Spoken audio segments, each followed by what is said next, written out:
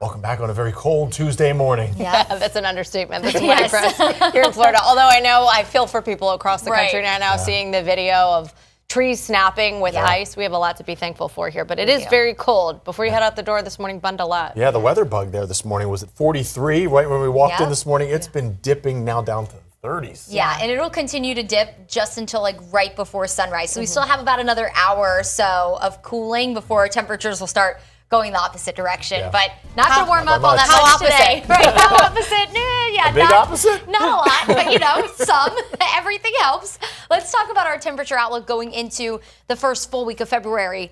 The entire year of January is almost over, everybody, but it looks like our weather pattern is going to stay very much the same. We're looking at below average temperatures really across the southeast, and this doesn't mean that every day is going to be below average, but the general overriding pattern is cooler going through, again, that first week of February 4th to the 10th is when that outlook would go for. Now let's talk about our weather impact alerts here at home because it is for the cold. Tuesday, Wednesday, and Sunday morning for cold and breezy conditions. Wind chills even colder. We could be talking some dangerous wind chills on Sunday morning. You are going to need to bundle up and, of course, keep those pets inside. Might as well just keep the plants inside as well. Now, if you live along the nature coast, we were telling you yesterday, wouldn't be a bad idea to drip the pipes.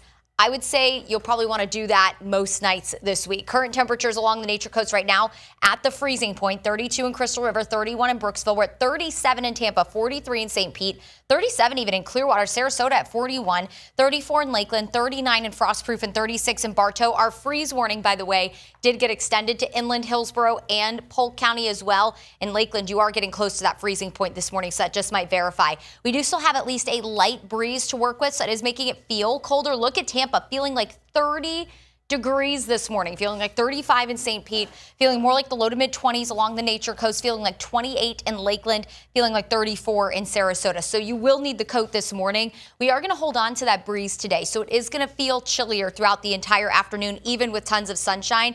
Still feeling like the low 30s at 9 through the afternoon today. Notice it's only going to feel like the upper 40s to low 50s at best today. So coats this morning. You'll need the jackets or the sweaters throughout the day. So make sure you're dressing in layers today. Overnight tonight, another weather impact alert because we will wake up cold again. In fact, more than likely freezing for our inland communities back in the 20s along the nature coast. So as I mentioned, keep those pipes dripping there.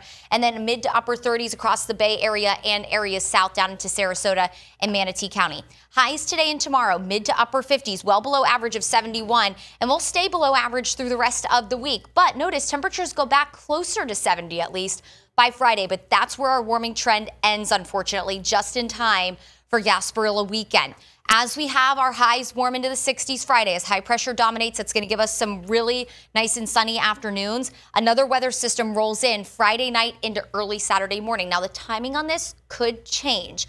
Models have been kind of flip-flopping. Does the rain come in earlier or does it come in later? And that's going to really determine our temperature on Saturday for Gasparilla. So let's take you through it. Early Saturday morning, that rain rolls in. Notice by 9, before even the invasion starts, we're going to be dry, but the problem is if this plays out, temperatures will then be dropping quickly and the wind is going to be picking up. So I'm going to take you through the European model. This is our colder model, and it usually is at least a little bit aggressive when it comes to our temperatures, but Saturday morning around 11:30, when everything starts to kick off, it could feel more like 40 degrees in Tampa.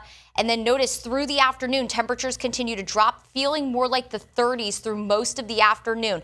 Now, this again is the colder solution, but we're thinking feeling more like the 30s to maybe mid 40s at best right now for Gasparilla. And then Sunday morning, we have the potential for feels like temperatures in the teens inland and up along the nature coast, 20s in Tampa. So there's that dangerous cold on Sunday morning. You got to prepare for it. Now, the good news is we will warm up next week, it looks like, with highs maybe back in the 70s by the middle of next week. So we're going to keep our fingers crossed that holds because, yeah, we have quite a cold stretch of weather. Marine forecast shows that small craft advisory, rough waters on the bay, sees 5 to 9 feet.